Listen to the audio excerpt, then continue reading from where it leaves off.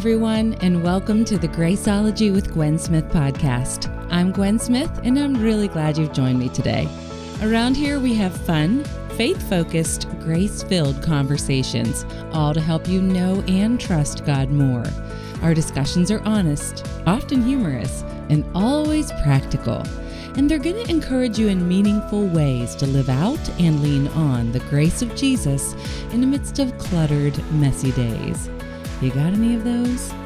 I know I do, and I can't wait to get to today's show, which is all about taking a digital detox. My guest is Wendy Speake. Wendy's an author and a speaker and a trained actress who ministers to women through storytelling and biblical life application. She and her husband Matt live in Southern California, where they are raising 3 teenage boys. She's a personal friend, and now she's a 3-time guest here on Graceologie, so she is no stranger around here. And today, Wendy and I have a fascinating discussion about the message of her newest book, The 40-Day Social Media Fast. Between the recent election, COVID-19, and many people working from their home this year, more Christians are turning to their screens to cope with stress than ever before. Though Jesus invites us to come to Him, more often than not, people are running to Facebook, Instagram, online games, podcasts, and YouTube videos to get through the day. While we want to want God most, the reality is that we often turn to our phones more. Imagine what would happen if we lifted our eyes from our screens and lifted our empty hands in surrender. What joy and freedom might be found. Wendy and I talk about all this and more in today's episode, and it is so good. Prepare to be both challenged and inspired.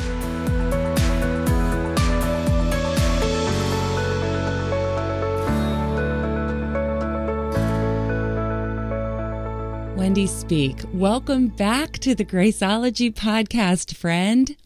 Thank you, Gwen. You're one of my favorite people to sit down and chat with, and I love it when you invite your friends to join us. It's always a good time with friends for sure. And I know you've been on this hot seat a few times because you have been on my show before, but let's just get there in a fresh way today. So, I always start off with the fast, fun favorites round. Are you ready?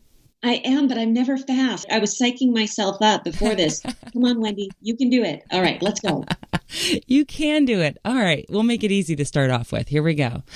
Wendy, llama or alpaca? Oh, I think llama. Okay. Friday nights, stay in or go out? Stay in. Wendy, if you could only... Go out. Just kidding. Go on. I'm both also, I think. Okay, Wendy, if you could only eat one type of food for the rest of your life... Cheese. Cheese it is. I love cheese too. Okay. Who is your favorite actor or actress of all time? Oh, goodness. Meryl Streep, maybe. Okay. Kenneth Branagh. Do I only get one? Okay, go. Next one. Meryl Streep. We're going with it. All right. Wendy, should toilet paper hang over or under? Over. Right? I know. That's not even a question. Come on. All right, Wendy, on a scale of 1 to 10, how good are you at solving riddles? Probably 4. Good. Okay. That's not horrible. All right. Wendy, tell me about your first date with Matt. So we were dating long distance. I mean, is this an hour show? Can we just take it? I love these conversations. We were set up by friends, but I didn't know we were being set up. He was in town long distance, and I had left him a message saying, if you get lost or you need someone in town, here's my number. And he called me like at 11 o'clock at night saying, I'm lost. And I said, well, you're super close to where I live, but you're an hour away from where you're staying, which is an hour away from where you need to be at 7:30 in the morning tomorrow. So if you want to sleep on my couch, you totally can. Again, I did not know this was a man I was being set up with, but I invited him to spend the night. Oh, my goodness. So that was kind of meeting. So what did he do? He spent the night on my couch. Wow. Yeah. Well, that's a pretty cool. That's not technically a first date, but we'll go with it. That's a fun way to meet him. No, he was invited to come back, and it wasn't a date yet. But when he came back to California from Texas to visit me, then I knew we were going on a date. Okay. Very fun. That's a fun beginning. Really fun. All right. And final question in your Fast Fun Favorites round is, what is inspiring you lately? Oh, goodness. I'm really enjoying time with the Lord these days. I'm doing it different right now. I'm listening to the Word for the first time. I mean, I'm following along with my eyes, but in the morning when my eyes aren't quite awake, I've been listening through the Word, and I'm really enjoying it. That's awesome. No, I actually often when I am reading the Bible, I will use my Bible app to read it to me while I'm physically reading it. So I get that. I love it too, because you just process it in a different way. Yeah. Very good. Well, that was harmless. You did a great job, Wendy. Thank you. All right. So for those of you who are listening, Wendy Speake has been my guest before. She is a wonderful friend of mine and one that many of you know and love now as well. But Wendy, for the sake of those who might not know you, would you go ahead and introduce yourself to my Graceologie community today? You bet. I'm a Southern California girl, born and raised. I grew up wanting to be an actress more than anything else, and I studied hard. I went to even a high school for performing artists, and then off to college. I came back, and that was the career that I was pursuing. But always there was something missing. I wanted to tell stories that would edify and encourage people, and Hollywood just didn't have a whole lot of that going on. So I thought maybe I'll write screenplays and I'll come at it from that angle, but it was so hard. It was so hard. And then I got married and I moved from LA to Dallas, Texas for a short time. And it was in that season as a newlywed, and then I started having children, that I started just writing stories that encouraged and edified women. And I realized, I'm not an actress. I'm a storyteller. And sometimes it's through acting and sometimes it's through writing.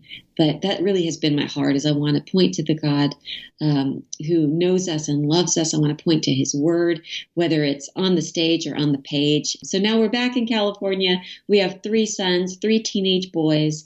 And that's what I'm still doing, pointing to the word and encouraging and edifying. Mostly women are those that follow me. But people, pointing them to Christ. It's just not in Hollywood. It's a little bit south of there now. Yeah. Well, I love that. I know personally that you are spending a lot of time momming, because there is just no limit to the needs of 3 teenage boys. So can you say that again? Anyone listening, including myself, there is no limit to the needs of 3 teenage boys. I know. All of mine were teenagers together. 2 of my 3 are boys, as you know. And it is so much, but such an exciting time. How have you been affected this year? I mean, every single one of us, we have our COVID stories, but how has momming changed for you? How has ministry changed for you in light of the stresses and pressures of 2020? Yeah, that's such a good question. Originally, those early 8 weeks that was true quarantine, which we're sort of circling back to that here again in California right now. But if anything, I would say it was a sweet gift. And I feel a little bit guilty for saying it, because I know that people lost loved ones and lost jobs, lost income. But for, I think, a lot of us, those early weeks, especially like your kids' ages and my kids' ages, like we shouldn't have that much time with our children. They should be much too busy for us at that point. And so it felt almost like God was saying, hey, here's a little more time with them. What do you want to sow into their lives so that you can see reaped from those lives? And I felt like that was a main offering from God, is that invitation to reap what you're going to sow. And so here's some specific focused time together. What do you want to circle back and do? And we read books and we watched movies, and my boys learned that they love movie adaptations of Jane Austen films. Nice. Jane Austen books. So we watched a bunch of those, and then we watched Little Dorrit, but it's a Charles Dickens story, and they loved all these rich mini series, and we talked a lot about character in the characters in the shows. And I just kept coming back to the fact that we shouldn't be having this time together. And I'm trying to remember that even now, even though we've been a homeschool family, we've been working ourselves out of a homeschool family job. They go more and more to class days, and now we're home full time again. Yeah. And so what do I want to see character wise, education,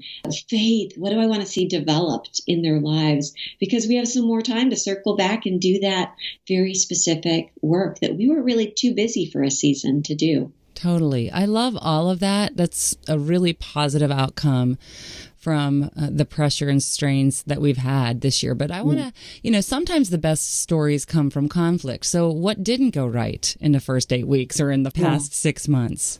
In the latter part of those early days, when everything felt like really good, my goodness, the boys just started getting on each other. And because we're having so much time together, we're being intentional, and that all sounds wonderful, but a lot of the intentionality is because of seeing areas that didn't get learned when they were younger, whether it's personal hygiene. I mean, I'm talking about waking up and taking a shower, and now they need to shave too and clean the gunk out from under their nails. I mean, it's silly little things, and it's big things, and it's sibling rivalry, and it's spending time in the Word before you open up your phone. And it's this stuff. So yes, we're being intentional. Yes, it's been good, but it's also been because we're together and seeing some of the stuff that character-wise maybe wasn't developed, that we're circling back and saying, well, we need a little more intention, a little more help there. Yeah, definitely. No, that's all really good. I mean,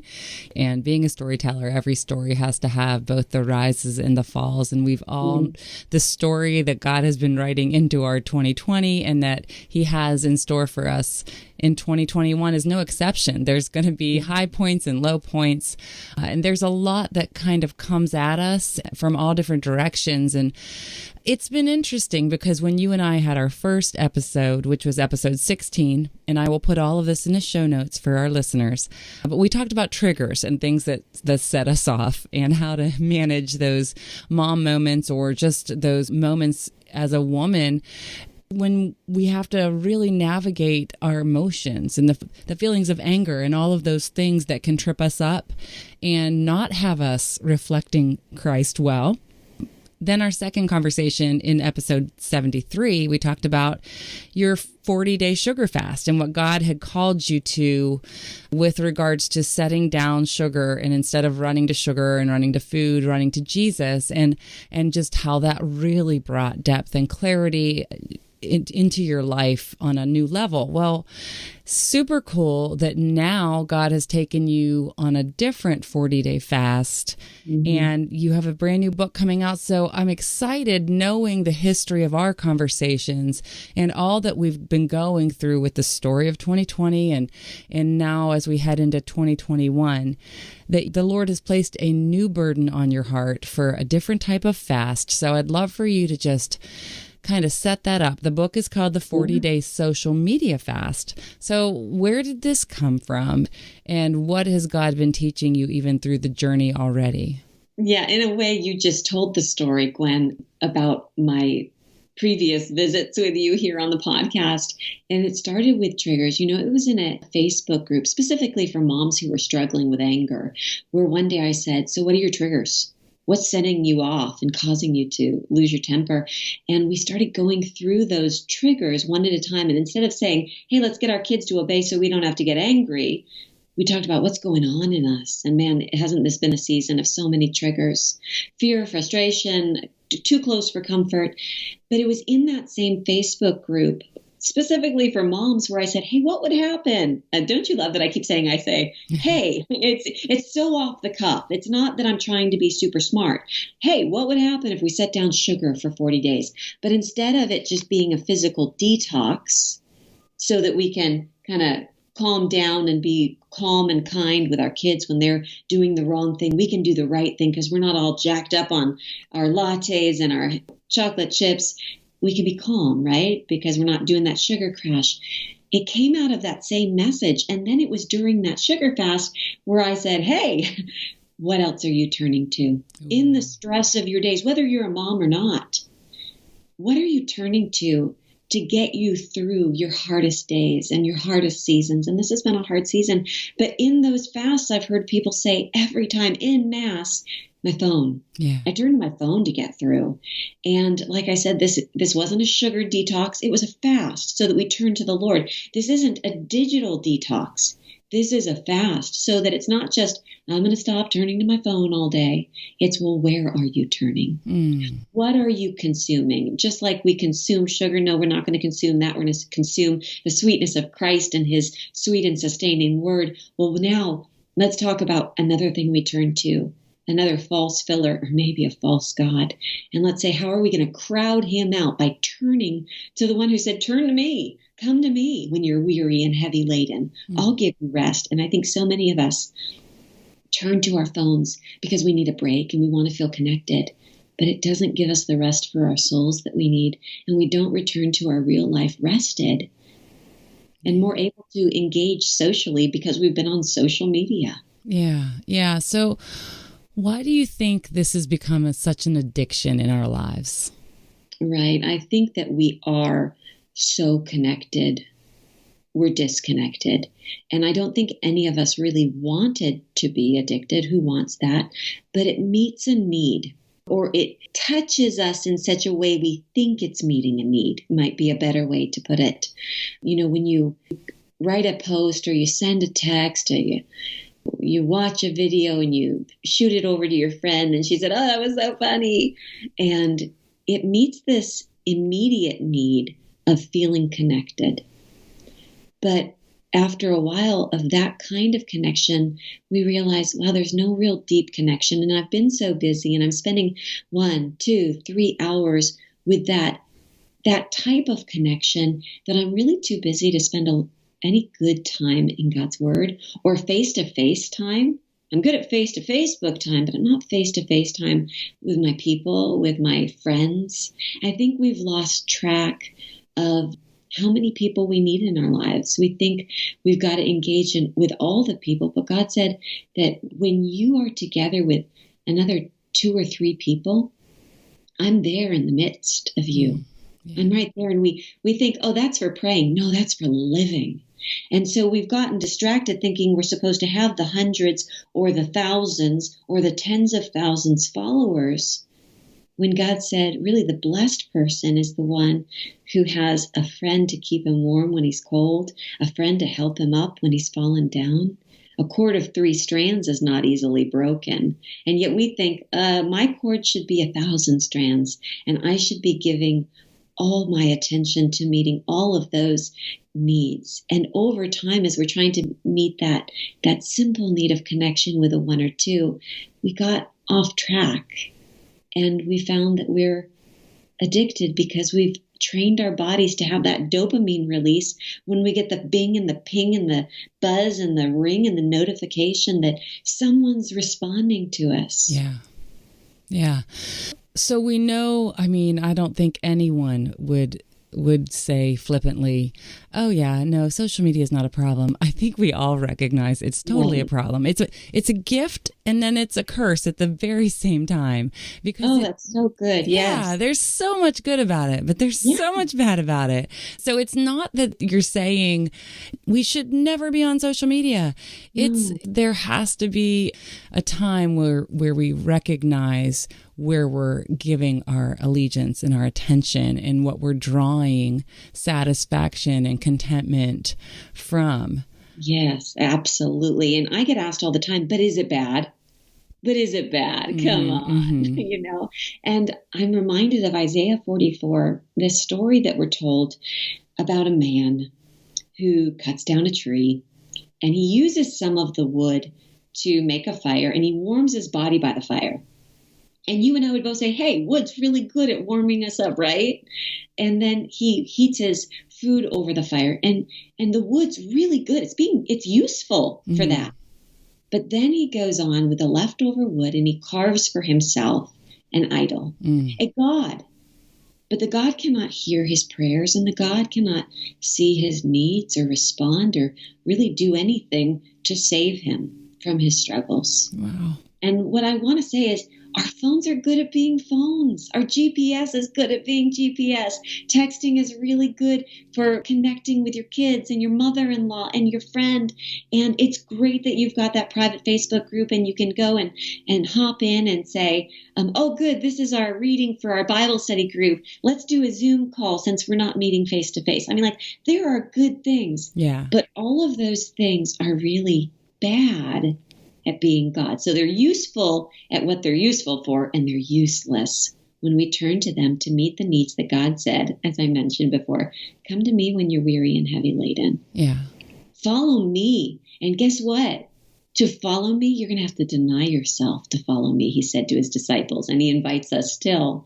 So what do we need to deny ourselves, maybe for 40 days, in an effort to cultivate that following heart? You know, we follow everybody else, but have we lost track of the one that we are following? Because it's really hard to follow the shepherd when you're following 1,000 sheep. Wow. That's a stark phrase, man. Wow. So I totally agree. I mean, so there's good, there's bad. This is not poo-pooing anyone's, online Bible study group or anything. This is an opportunity to draw closer to the face, the heart, the presence of God, to be more in tune with those who he has placed in our sphere of influence and to those whom he calls us to love and to love well. To a world that's desperate for hope, that can possibly and potentially see it radiant and radiate through us. Hey guys, I want to hit you with a personal challenge. We talk a lot around here about studying the Bible, and here's why. Everything about your relationship with God grows stronger when you're intentional to get to know him more by studying his word. It informs your emotions, increases your courage, decreases your doubt, and bolsters your believing. All amazing things, right? It helps you move forward in faith and experience the power, perspective, and peace God provides. So I'm inviting you to download a free 5-day Psalm Challenge that's going to guide you on an exciting journey with the Lord. Go to psalmchallenge.com. That's psalmchallenge.com and take the free 5-day Psalm Challenge. I promise you these 5 days of focused study will bless you so much.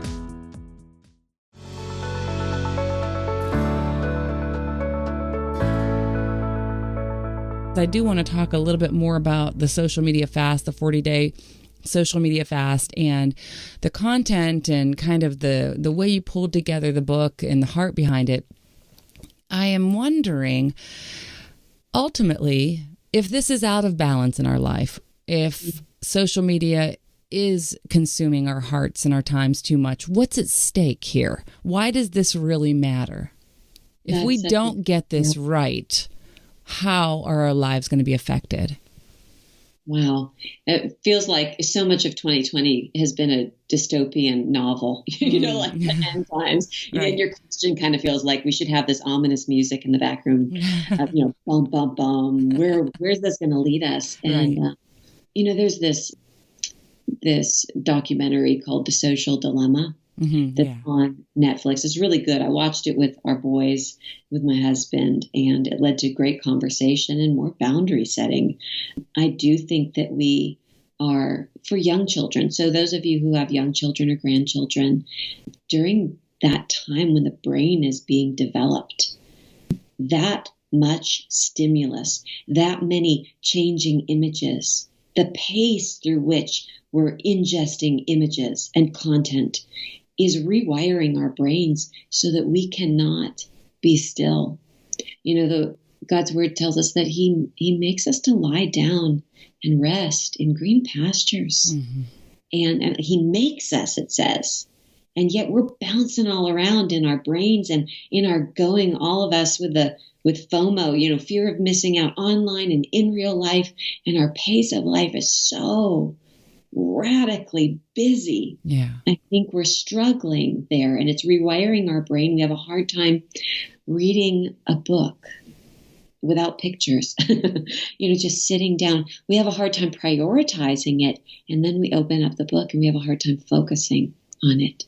We have a hard time praising God and worshiping God in the quiet, because sometimes all we know how to do is turn on our favorite playlist. Alexa, play my worship 2020 playlist. And it's possible that even the good things that we've been enjoying have crowded out the quiet that we need. God tells us that Jesus, he pulled away to a quiet place. And yet none of us really are very good at that these days, because there's always no offense, but there's a podcast going in our pocket. And then that wraps up and we watch that TED Talk, and the Zoom meeting is this afternoon. And God says, I'm rejoicing over you with love songs in Zephaniah 3. And I'm wondering, is it possible our lives are so noisy that we can't hear him? So if this continues, Wendy, where could it end up? Well, that's a good question, but where are we now? Is it possible that we're so busy and noisy we can't hear him? And if we can't hear him, can we hear our kids? And can we hear our spouse? And maybe he's not speaking to us with words. Maybe he's reaching out saying, hey, I feel like you're not desiring me these days come nighttime. I'm missing you reaching out to me rather than just being on your phone, rolling over, exhausted and emotionally spent. Yeah. So it might not be where are we going to end up? Maybe it's where are we now? And could a break, I'm not saying it has to be a breakup, but could a break refresh us because we start coming to the one who said, come to me and I will give you the rest you need. I had a mom send me a message after her 40-day social media fast, Gwen, and she said, Wendy, thank you so much. My kids saw my face more. Wow. And I saw their faces more. And what's more, I enjoyed them. And I wrote back to her and I said, is it possible that you enjoyed them more because they were actually more enjoyable? Because you didn't have a screen between your face and their face, maybe they didn't need negative behavior to get your attention. Maybe they were actually more well-behaved because they had the peace of knowing they had your intention and your attention. So they didn't need to get your attention. So again, I'm just rattling off all these things. Is it possible we're already to that? Where could this lead? Maybe we're already living it right now. Yeah. Yeah. It's a big topic. It is a big issue, and it's one that is very current because none of us even imagined. I never growing up would have imagined I could have essentially a computer in my hands at all times and a connection device that would be a screen focus. It just never would have occurred to me growing up. And yet here we are. And so I do believe that we are at great risk that if we don't get this right, if it's not in balance, our life will be less than the more than God called us to or desires for us, because the more than that abundant, above and beyond blessing, his ability to come in and impact our hearts, our lives, our families, our marriages, our workplaces, our own well-being, our emotional well-being, our mental health, all of that is found and rooted in his word, in his presence, and in the center of his grace. And so I'm so compelled by the message of this and the challenge of this. And yet there's a discomfort factor there that we cannot deny. How do you deal with that, Wendy? Yeah, it is uncomfortable.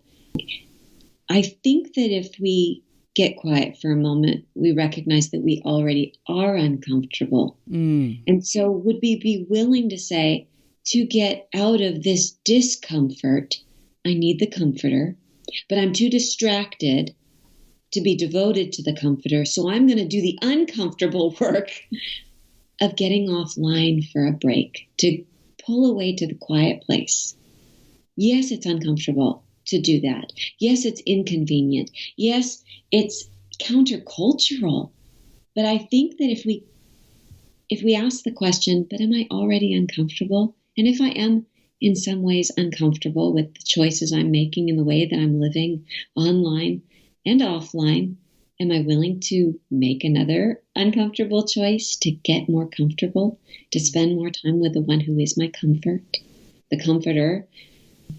I think that the answer should be, yes, it's countercultural, but I need to do that because all good things that Christ calls us to forgive our enemies, for goodness sakes, uncomfortable, right? Countercultural, to confess our sins. No, thank you. I'd rather just continue on. Yeah. So all of this stuff that we're doing when God calls us up into the sanctifying work of his presence, being sanctified isn't comfortable. Being refined. I mean, think about that piece of sandpaper that smooths out the edges of a piece of wood, right? Yes. Actually, that's exactly what I was thinking.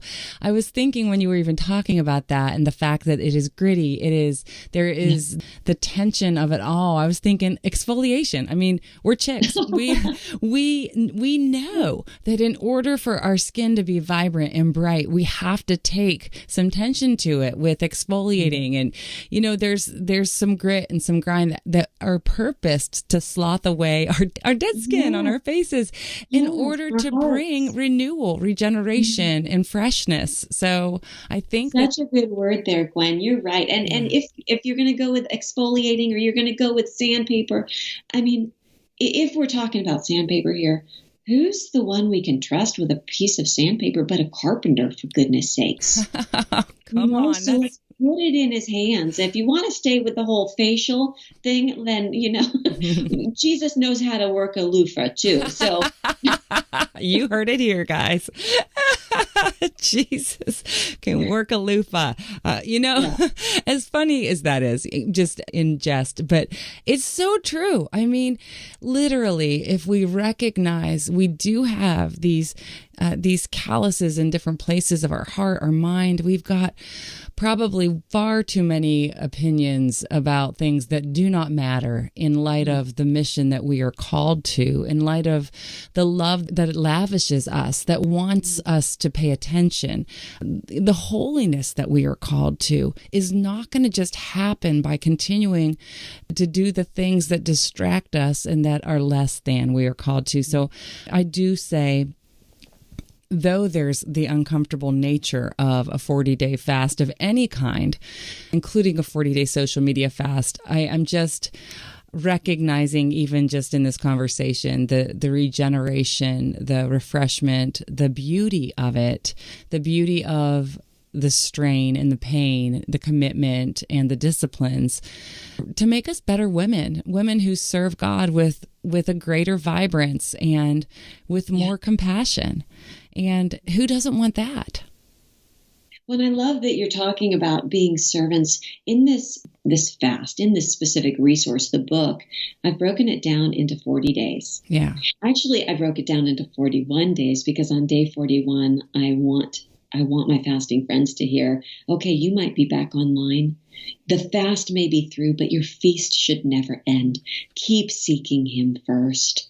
But during those 40 days, I encourage women to dive deep into the word. And the idea is that we're going to be looking up now. We're taking our eyes off of our phones and we're putting them first and foremost onto Christ. We're going to fast from social media in an effort to get social with him.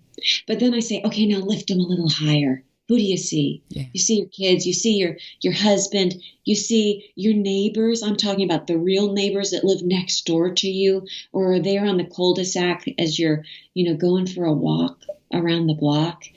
But now let's lift them a little higher. It's kind of like when God sent his disciples out, he said, start first in Jerusalem, right? That's their home. Mm-hmm. And then from there into Judea and Samaria, and from there out into the far corners of the world. And that's what I want to encourage us to do when we set down our phones. Let's lift up our eyes. God says, look up to the mountains. That's where your help comes from. Mm-hmm. But also look up to your neighbors and don't stumble over the man on the side of the road like the Good Samaritan. He had his eyes lifted, but would we be more like the first couple examples that tripped over him because our eyes are on our screens? We don't even see those who need to be seen because we're looking at everybody that wants to be seen online. And we're looking to see if they saw us too, so that we're actually not even seeing. This is when I start getting pretty excited about the message.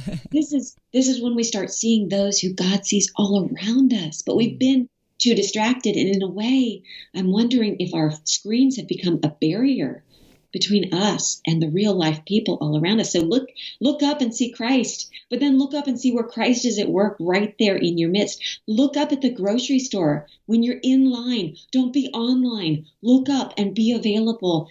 I want to one day write a book called Grocery Stories, and they're all just gospel interactions right there at the deli counter because we were available. God said, you're the light of the world. Go out and shine. And yet we think that the shining was going to come from reflecting that pixelated light that's reflecting off our face, but it's not really reflecting. In a way, it just dulls us. Yeah. It dims us. Yeah. So let's spend time, not in Facebook, but in the good book, soaking up that light, bright presence of God so that we do shine like Moses after having spent time with him and going out into the world with our eyes up, our face up, our phones put away. Girl, you are getting me fired up here. I know. It's more than just, it would be good to take a break. Yeah. It would be so helpful to spend time with Christ and then be his ambassador out in the world if we didn't have this thing in our hands all the time. Yeah. I love the subtitle of the 40-day social media fast. It's exchanging your online distractions for real life devotion. You know that I always love to get practical with my Graceologie community to kind of give them a handle to hang this on. So what are some of the things that my Graceologie community can do today if they are not ready to move forward with a 40-day social media fast, maybe until they get the book and start to sit with the process? But what are some things they can do today to help get them beyond some of the distractions and move into more of the devotion? I do love that. I love that you always want to give practical help. So yes, you can order the book, but you don't need to wait for a book to set a couple practical boundaries. Here are two practical boundaries that are my favorites. The first is something I've been saying here with my kids since we've had screens, but specifically in the last maybe 2 years, and that is the word before the world. Before you open yourself up to the world and open up that portal to the world and the World Wide Web and everybody on the web, open up the word. Love it. Really open up a paper Bible if you can. I know I said at the beginning of this that I've been enjoying listening to it, but get in the word. Believe that God wants to give you his opinion on life and love and salvation before you try to get everybody else's opinion. Get his feedback on what you think in prayer conversations before you go see what everybody thought about what you posted last night. And even though I had this morning conversation scheduled with Gwen today, I said, I'm not going to send a message to Gwen to see if, just reminding her, hey, I'm looking forward to our conversation, until I've checked in and said, hey, God, I'm looking forward to our conversation. So before I interact with anyone else in the world, via the World Wide Web, I say, did I get up early enough to spend time with you, God? And maybe your best time in the Word is once kids are settled into school or you're on your lunch break at work, and that's really the best time to give focused devotion. Well, that's fine. You can do one of two things. One, wake up early enough just to read maybe through one of the Psalms and say, how wonderful to start my day with you. I'll see you in a bit.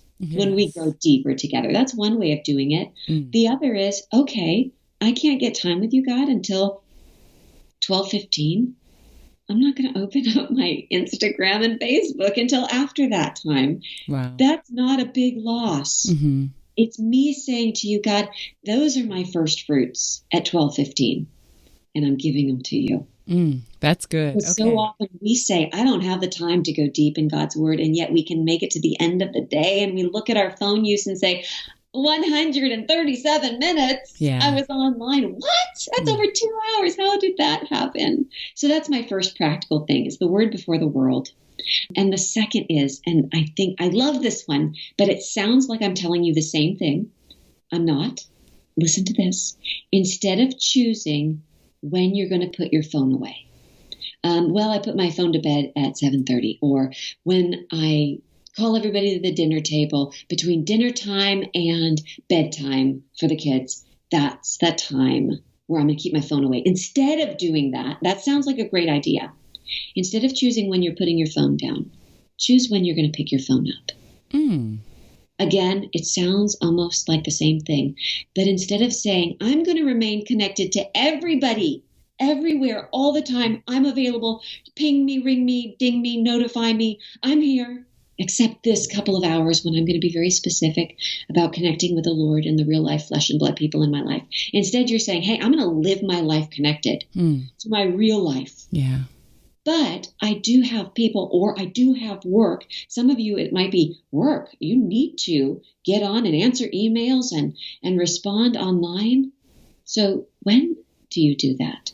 When do you say, hey guys, I need to go do that work, or I need to go connect with my mom, and I need to go connect with my girlfriends that I'm in a Bible study with. I'm going to go do that, but choose when you're going to do it rather than choosing that very specific time where you're going to connect to what's most important. Yeah. And it kind of puts you back into driver's seat, which honestly, it becomes a ball and chain at sometimes. And it's like, who's driving who? And it's amazing how perspective changes when you consider that you are actually in control of where you place your time and your efforts and your interests. So that is powerful, Wendy. I love it. Thank you so much.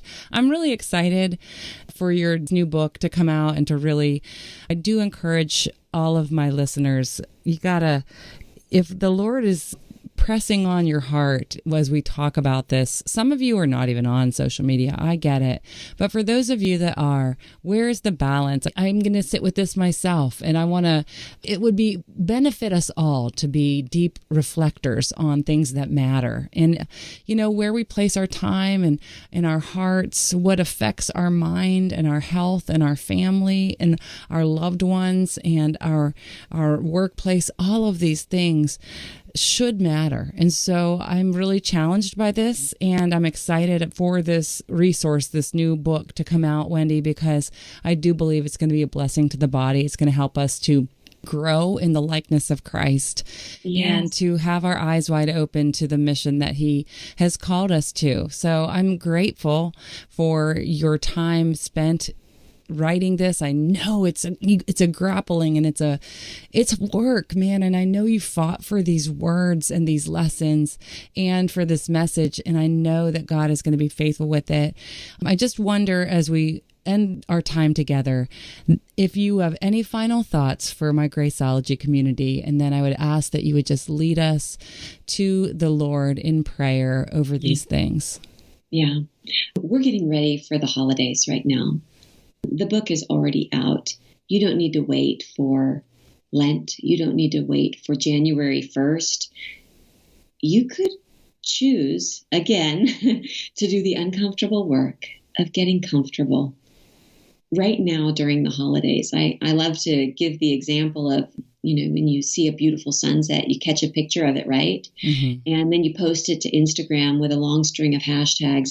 Hashtag creator, hashtag isn't it beautiful, hashtag the heavens declare the glory of God, hashtag sunset. And your head is bowed over the phone, but not on prayer. And I say, you miss much when you share much. You miss out on that sunset going from pink to purple to magenta to peach and then black. You miss much when you share much. What if during the holidays you say, I'm logging off now. There's a lot to share, but I don't want to miss much because I'm sharing much. I'm going to do this right now. I'm going to wrap up this very uncomfortable year, 2020, hashtag 2020. Right. And I'm going to start 2021 giving him my attention, giving those who matter most my attention. I think so many of us would say, God matters most, but we pick up our phones more. And these people matter most, but we spend more time interacting with those people. And so I want to encourage you right now at the end of the year to grab a copy of the 40-Day Social Media Fast and grab a couple of your real life friends and say, let's do this radical countercultural thing together. Let's get together for walks in our neighborhood. Instead of scrolling, let's go strolling together. Nice. Let's live our real life together. Let's exchange together our online distractions for some real life devotion to our friendship, to the Lord, to our kids this holiday season. Or maybe you want to start it this January, or maybe you do want to use it as a devotional guide during Lent. It's another great time to do a 40-day fast. So I'll end it there. But whenever it is, it's always a good time to get quiet if it means we're going to hear the love song of the one that's singing over us right now that we've been a little too overwhelmed by all the noise to hear. Yeah. So let's wrap it up with that. Heavenly Father, we just thank you for being God over this year. You never left your throne. You never left our side. You never left your good purpose. What a good God you are. And yet we sure have been distracted with everybody's opinions.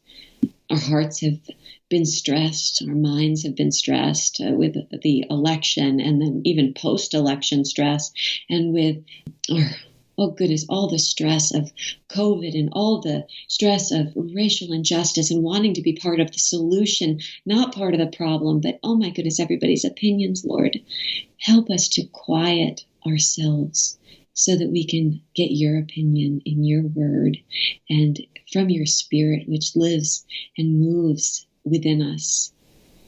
Help us to be quiet so that we can hear you, God.